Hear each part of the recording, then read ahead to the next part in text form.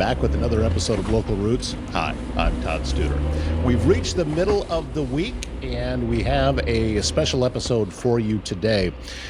You may not have noticed, but the Iowa Western Community College cross-country team and track and field team have been doing something very, very special. And I thought we need to get the man in charge in to talk about that. So Marc Bierbaum is going to be our guest today on the show. He is the director of cross country and track and field at Iowa Western Community College. The number of All-Americans and national champions and the awards that just keep stacking up is amazing. And we're going to hear from Coach Bierbaum about that and about some of the exciting things that are happening there. By the way, there is a golf outing coming up on June 20th at Bentry in Council Bluffs. It is the 8th annual Rievers Scholarship Scramble. And there's still a chance for you to get into this. It's going to be on a Friday on June 20th. You can get your foursome in. There's also opportunities for whole sponsorships. You can also go up from the silver, gold, or even a platinum sponsorship for your business. All of the money raised goes to help the scholarship programs from Iowa Western. So you know that the money's going to a good cause, and it is helping local students be able to go to school. So what better cause than that? So again, it is on June 20th at Bentry. And here, I'm actually pulling it up right now. So you can get a hold of Jill Feigenbutz at the college, and you can get your entry in. As we said, all the proceeds go toward scholarships, and we'd love to fill out all the foursomes. I understand they've got a few spots left, so let's go ahead and get those foursomes and golf and head on out to Bentry for a great day. It's going to get started with a registration at 8, along with breakfast at 8, and then a shotgun start at 9. Lunch will be at 1:30, and all the awards will be following lunch. So that is coming up on June 20th. Castle & Associates of American Family Insurance is your local insurance provider for all of your home, auto, life, business, and farm insurance needs. 4 convenient locations in Trainer, Council Bluffs, Bellevue, and Elkhorn. They are local and in your neighborhood, ready to help you navigate the complexities of insurance today. Travis and his team educate, advise, and simplify insurance, all to protect those things you cherish most. Give them a call for your free quote. Do you or does someone you love need in-home care? Home Care Advocacy Network helps you maintain your own privacy in your own space while still receiving care and support with a personalized touch. Aging in place can be critical for many people. Home Care Advocacy Network can meet those needs with an understanding that assisted living is best at home. HCAN of Southwest Iowa brings the personal touch to care at home in Council Bluffs, Glenwood, Red Oak, Clarinda, and all the surrounding communities. Visit hcan.com/Southwest Iowa to learn more. Joining us this morning, it is Coach Marc Bierbaum from Iowa Western Community College. He's the director of cross country and track and field. Good morning, sir. Great to see you. And also congratulations on all the success you've been having out there at Iowa Western. I know that a lot of people go into it. There's a lot of folks that are involved, from the athletes to the other coaches, but still, to you, kudos. Very well done on what's happening. Good morning. Thank you. It's been a great ride. It's been fun. This year is definitely been the top of all of it in the 7 I've been here. It's been a crazy ride this year. Well, let's talk about that. Fill folks in, for those who don't know, just what has Iowa Western achieved this season? So with cross country, the men finished second overall nationally, and we had 2 in the top 5. And then they came back in the half. So the cross country national meet is on a Saturday, and then they come back the same location on the Tuesday the next week and run that national half marathon. We ran the national half marathon. The men were 1. That is the first national title on the men's side. Barnabas won the half marathon and broke the national record. He actually, by like 0.01, it was a dead sprint last 100 meters after 13 miles with the guy from Texas. And we had 2 in the top 5 there too. And that was the fall. Our women had kind of an off cross country season and whatnot that year or this year. And then we came back into indoor, and the women won the national title. That was back to back. We won last year as well. Last year we tied for the national title. This year we won it outright. Juliana was sort of the head piece. She won the 5K, the 3K, the mile, and the 1,000. Scored 42 points in the 2 days. One of the most incredible things I've ever witnessed. We also had a national champion in the triple jump, Mercy Honesty. She won last year in the indoor. She won this year in the indoor. Then we went into outdoor. She won outdoor as well. She won outdoor last year. She won every single national JUCO title in the 2 years she was here. Came into outdoor and won the outdoor title as well. The men finished third indoor, and then we finished third outdoor as well. The women won outdoor. Juliana continued. She won the 10K, the 5K. She won the 1,500. The 10K during the year, she actually broke the national record in the 10K by a little over a minute. She broke the national indoor 5K as well. And then Mercy, like I said, won that. And then Michael Francois won the 400 by .001, 45 point something. So that was pretty cool. 101 All-Americans. Wow. We had 101 All-Americans, 6 different trophies. We trophied in every single thing we competed in, except for the women's cross and women's half marathon. We had 26 school records and 3 different all-time national bests in the history of JUCO. Just incredibly crazy, really. When you went into, going into an event like that, is that what you anticipated, seeing that kind of success? I actually thought I was actually worried we weren't going to be top 3 on the men or the women going into outdoor.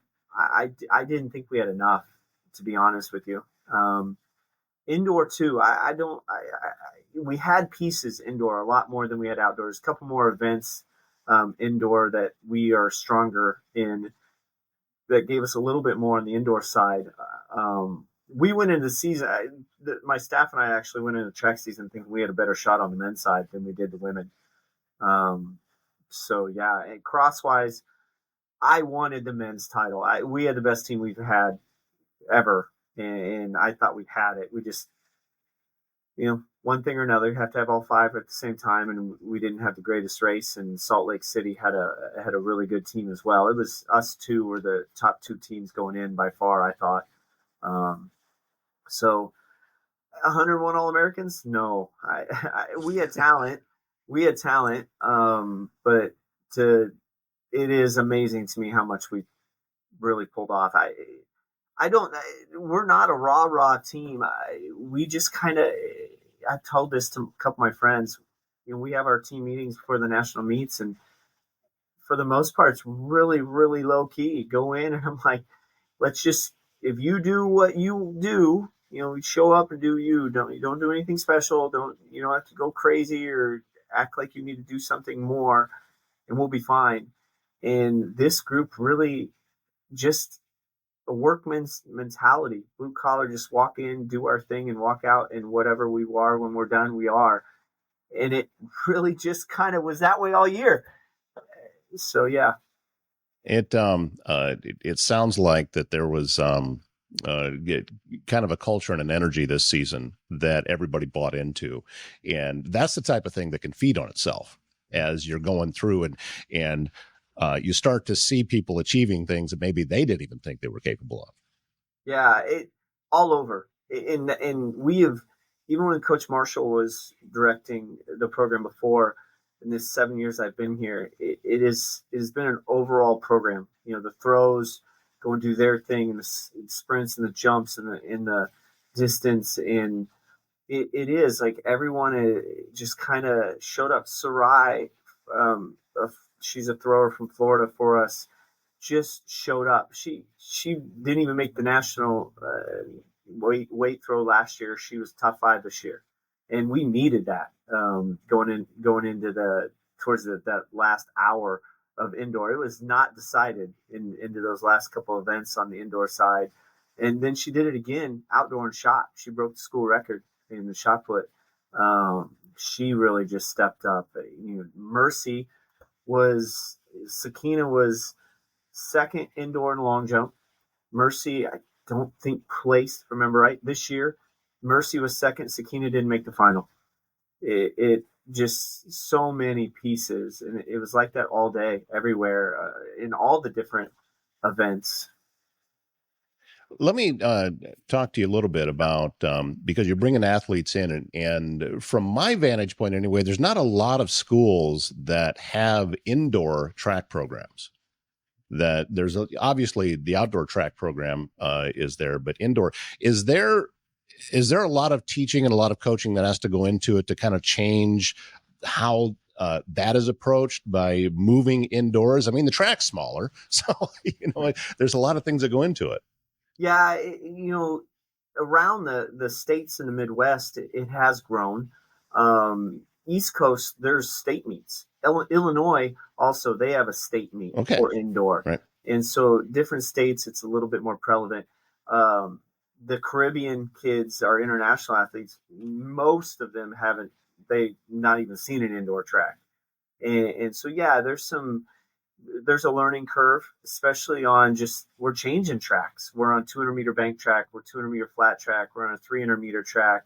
The national meet isn't on the same type of track every year, and so living and learning that, especially jumps to throws, weight throw. Majority of everyone that comes in hasn't seen a weight throw, the implement, let alone thrown it. And so yeah, there's a learning curve, and it takes a little bit of going through the different pieces. 300-meter track, it's not your simple like, hey, we're doing 200-meter splits. The start lines are in different spots for the DMR relay or the 4x4 relay, all the relay different spots. And yeah, learning curve, 100%. Yeah, and I can remember back, and again, it's a different world running at the previous level, but we had one meet where I was doing a 1500 instead of 1600. Yep. It really threw me. I mean, Yeah. starting on the backside of the track, just I was out of a rhythm the entire time. Yeah, and that's different too. Like indoor, we run the mile. Outdoor, we run the 1500. For the girls from Iowa, they're running the 1500. Right. Or the international kids are running the 1500, or outdoor run the 400 hurdles. For Iowa, that's normal. For Nebraska, they're running 300 hurdles. Indoor, we're running the 600, we're running the 1,000, DMR relay, 3K. So a couple different events indoor as well, comparatively. So it's such a different world. From a recruiting standpoint, is it easy to see from somebody that would be coming from a slightly different event that it's going to translate well? Can you see that as you're going out and trying to find these athletes? For some of them, yeah. For some of the athletes that maybe I want to do this, and I may see it differently. For me, it's allowing them to see that. I had a girl a long time ago. I'm only running the 4 and 8, coach. Like, okay, that's fine. We got going. I was like, I really think the 15 would benefit you. I think it's going to be a good event for you. But I didn't force her to. I needed her to want to do it, and she wanted to do it one day. And we did it. It ranked. She did okay, but she was so excited about it. I knew she would be. And next thing you know, her career just went skyrocketed, just just by the want and need of that event. And a lot of that happens. You may have hurdlers that are cross country kids, and that's who I was. I was a 400 hurdler in high school, but I ran cross country. I gravitated towards steeplechase, and that worked for me. And you'll see that sometimes too. How often, when you are out recruiting, do you have to explain where Iowa Western Community College is versus they've already heard of you? Quite a bit. We have to explain it quite a bit. Not just where we're at, but who we are. Junior college isn't the first pick for everyone, and it's not what they're looking at. And most of the time, the only junior college they do know is the one that's right next door. The one that's in their community. And so having to explain who we are and where we are, um, almost every conversation probably has to have some starting point with that.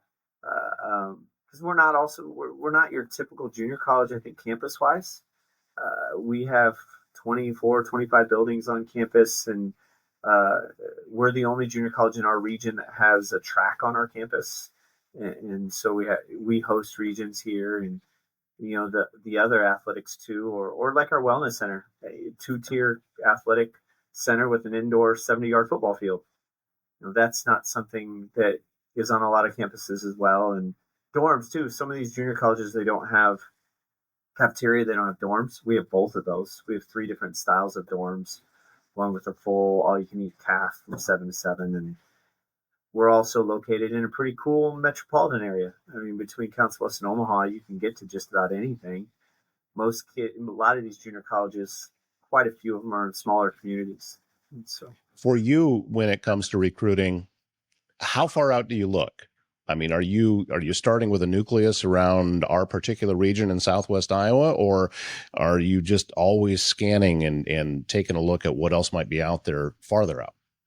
so I'm looking all over the world, but I'm putting a ton of time into Iowa and Nebraska. Um, I want the Iowa and Nebraska kids here. Iowa is my state, right? So we want to do that. But I've recruited mostly in the Midwest my whole life. I've coached all the different places I've coached have been mostly right here, except for Missouri Western and St. Joe, Missouri. So all of my connections and a lot of the places I've been and recruited from are in this area.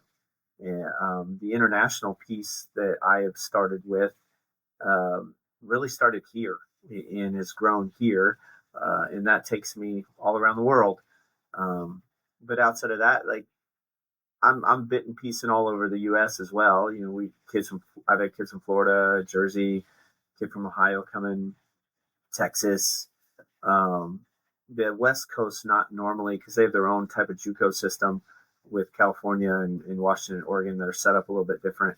That isn't a part of our JUCO system. But yeah, How everywhere. much do you have to overcome? You talked about being a junior college, that making athletes understand the opportunities that they have by coming to a community such as this and by a secondary institution such as Iowa Western. Is there some misunderstanding maybe that you have to overcome about that? For sure. I'd say when I was in high school, junior college was about just because your grades weren't good, right? Sure. Like, and you know, that was the that was what it was about. And when I was in high school, it's like, oh, you're going to Iowa Western, you don't have the right grades or something. Nowadays, it's just not like that. It's so different. There's so many different avenues. Yes, the grade part still is part of it, but cheaper, right? If you come here, say like I had a kid that came here, he walked on here, he ran for 2 years here, he paid his way, and then he got a 75% scholarship to a D1 school. Well, now his 4-year total is cheaper than what it would have been if he would have went straight there because he wouldn't have got a scholarship there right away. So you've got that cheaper aspect. The opportunities academically, there's so many different ways. Like so many kids are not sure what they're doing. And the thought process and the mental development is so different from 18 to 20.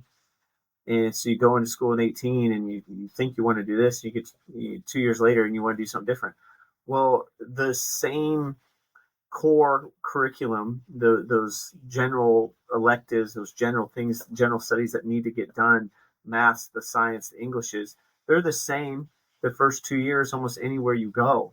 And so you can come and knock that out while you figure out what you want to do with your life and grow for that aspect, because freshman year is kind of messy. There's a lot of different things that go into freshman year. You got to live on your own. But for the first time, you got to feed yourself. You got to wake up to go feed yourself. You got to wake up and go to class on your own and do your schoolwork on your own. And you have 2,000 other distractions around you with all the kids that are living in your hallway and the other buildings and all that.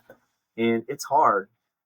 And you'll see kids deal with that differently from others. And so junior college gives you that opportunity to kind of to learn and live from that, and then and grow from that, and then start over, so to speak, as you go to that next 4 year school. So there's that part, and then the athletic part, like growing, is a huge part too. And nowadays with the NCAA and their roster limitations, these these schools, these NCAA schools, are recruiting internationally, and they're recruiting from the transfer portal. And then the high school seniors, the last that last recruit, you come here, you take those 2 years, and you make yourself better, and you put yourself out there, because now you're not just running at a high school meet, you're running at a college meet, and you're showing those college coaches that you know how to handle college and get better and run at a high level, and you're maybe beating their kids, because we're not just going to junior college meets. I think that's something other people don't understand either. We ran in Nebraska, we ran at K-State, we beat Nebraska at Woody Greeno at their cross country meet. We beat Iowa at their first cross country meet. We went up to Missouri. We're not just running against other junior colleges. The only time we're only against junior colleges nationals and regionals. That's it. Everywhere else, we're trying to go up against the best wherever they're at, no matter what level. So, How about from a coaching standpoint, knowing that you got athletes for 2 years, you don't have them for 4? So is there a different approach to that? it's tough. I was actually just talking to Salt Lake's coach about this morning. It's tough because how I would set up a development plan for 4 years is different than what I'm doing here. I don't want to burn them out. I want them to be able to move on to their next school, and give everything they can to that next school. So there's a little bit there in change in the training, but I also want to get as much out of them as I can, so they can show the school who they are, and so they can get that scholarship or get that next step. It's a balancing act, only having them 2 years, and pushing that limit of work without overdoing it. Do you think that the success from this year and the incredible number of All-Americans, is that going to help with recruiting? I hope so. I think it has a little bit with some, but it's amazing how much it hasn't, because we still are a junior college. I run into that a lot. We're building some momentum in certain areas, which is good. Our level of recruit has changed a little bit in certain areas, but at the same time, it has still kind of stayed the same. Um, it, it hasn't helped as much as I would hope it would.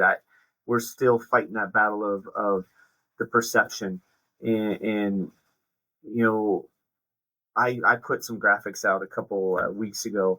John Maybar, he came in as a 203 800 runner. He left 152. He was like a 431 miler, and he just ran 347 in the 1500. He's from Kansas, and I don't think people see that enough. All they're seeing is Juliana from Ghana winning national titles. Okay, I get it. She's here. She's from Ghana. That's cool. But we're not just the international piece. We have the other things going on too. Joey Hartnett was a 1641 guy. He ran 1503. He's from Omaha, Miller West. So we're doing that too. Alyssa was like a 32 girl at trainer, and she ran 221 her freshman year. And so it is there's a lot of that going on that people just don't see, and people are trying to are they're just not seeing, and trying to get it out there more. How about with the sport itself? From an outsider, such as myself, and looking at it, it seems that there's a lot more interest in it. I mean, number one, you go to the state meets, or you go to the Drake relays, or you go someplace, and the stands are packed.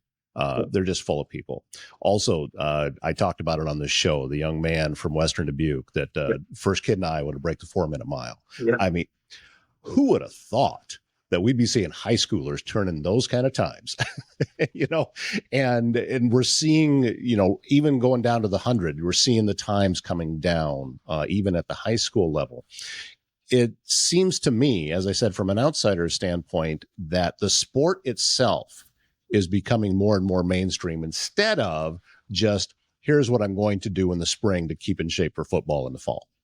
Yeah, it's growing. There's a bigger number of kids that are focusing on track, which is great. It's great. That I would agree. I was there for the race. It was awesome. I texted the Oregon coach. He's going to Oregon, or he's Yeah, committed to Oregon. I texted Coach Linsky right after it was done. I was like, man, this kid just hammered it. And he was watching, which was cool. But well, he had to turn in a really fast fourth lap, didn't he? yeah, it was great. I actually thought he probably could have ran a slightly bit faster. I think he waited a little bit long to pass. 10 pass is the other guy's name, the guy he was running with. It looked like he waited just slightly, a little bit longer than maybe he could have. But then you saw, I don't know if you saw it, he just ran 3:58 2 days ago or 3 days ago at a national meet, and outkicked a senior kid to run 3:58.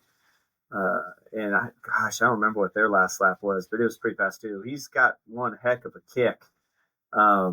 It's pretty amazing. But yeah, it's just growing. And the Iowa meet, that was probably the greatest state track meet in Iowa history. I think Mike J put out like 50 some state records or something like that.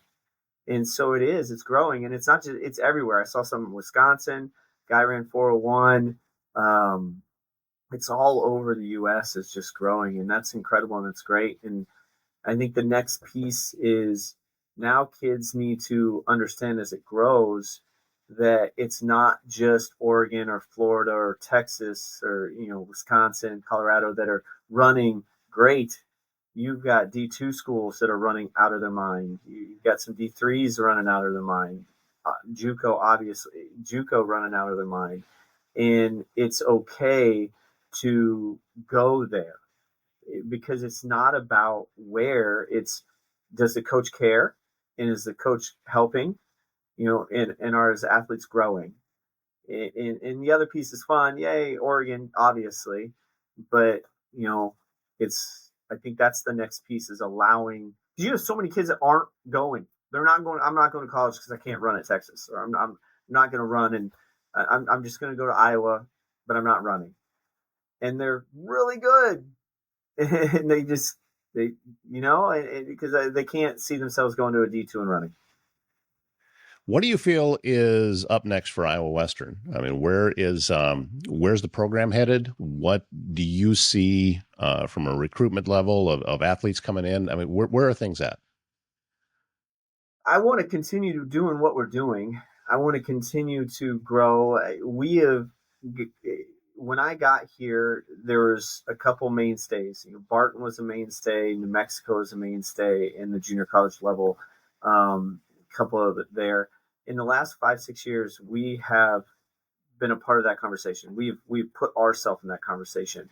We've been able to finish top 5 in almost every season for a couple of years now, and I want to continue to do that. I want to continue to build strong event groups, continue to stay the path of being an all-around program, and continue to fight the good fight of I want these local kids to be here, and these Midwest kids here to continue to get better. But we're always going to also have the other part. We're going to have that international piece as well, and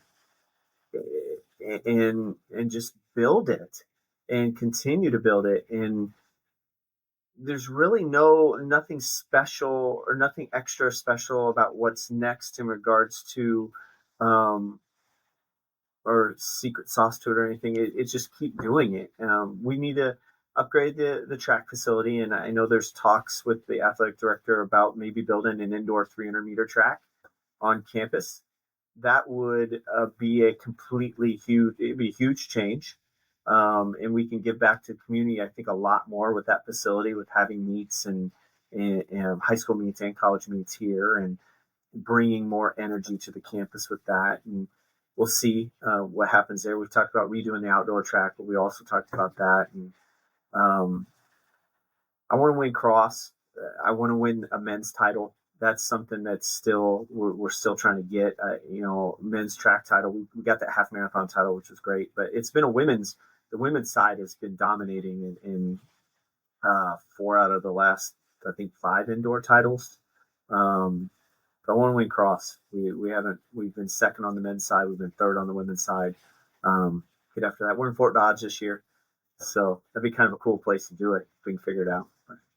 I also, before we wrap things up here, Coach, I wanted to just pick your brain a little bit and see how much the NIL world has affected you and affected your program. Does it reach down that far? Is that, or is it just mainly the larger schools that are dealing with that? It doesn't reach in a way like you're thinking, but it does reach in a way of it's making it more difficult. Everyone thinks they deserve money nowadays. Uh, Even I don't want to throw times out too much, but like, hey, I run 23 seconds, and I'm a male that runs 23 seconds 200. I need a full scholarship. Or female. I run 65 in the 400. I need a full scholarship. And I think the NLI world has pushed that even more to where everybody just thinks they need something or they can't be there.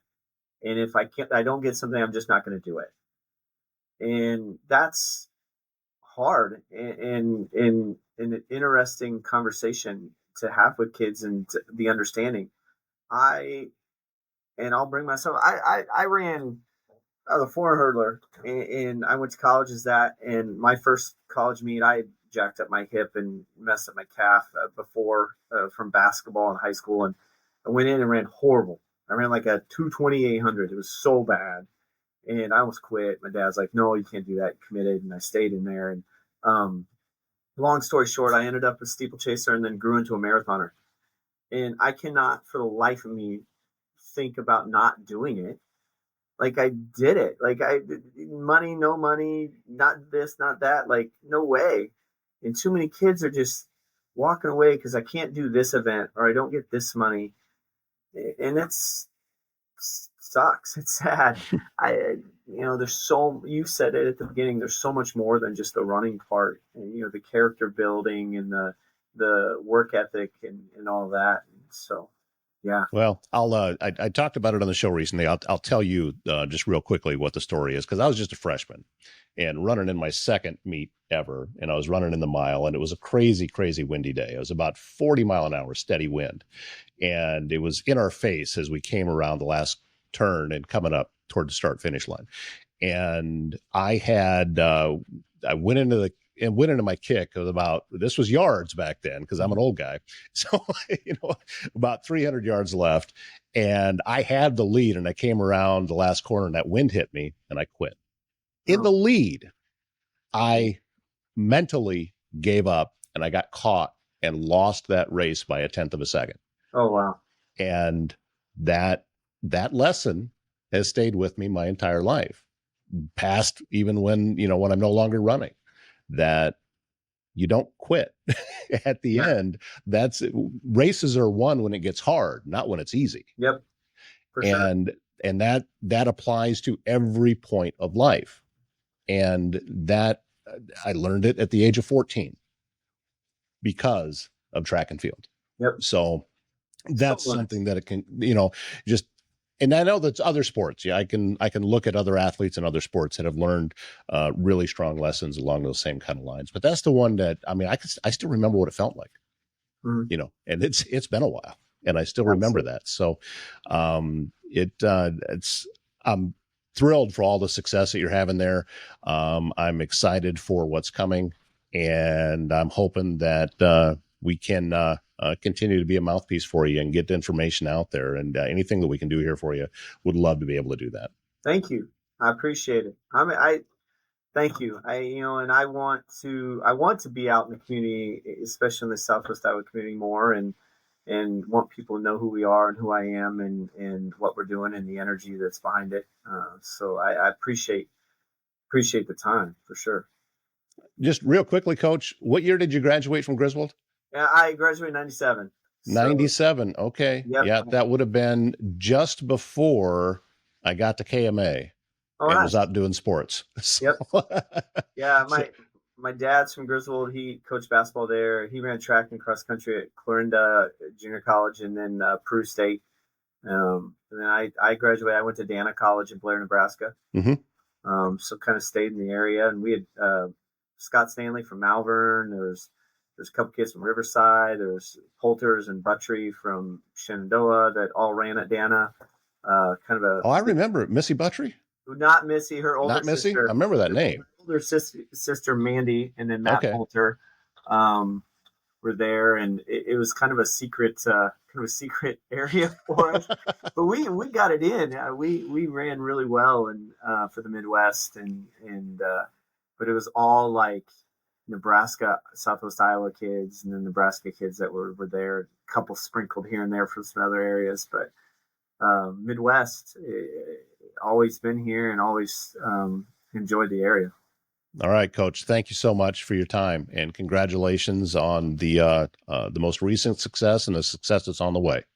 Thank you, sir. Appreciate it. Once again, the 8th annual Rievers Scholarship Scramble golf outing at Bent Tree Golf Course will be June 20th. It is a Friday, and registration begins at 8 that morning. Here's a phone number that you can call, 712-325-3418, or email athletics@iwcc.edu. athletics@iwcc.edu.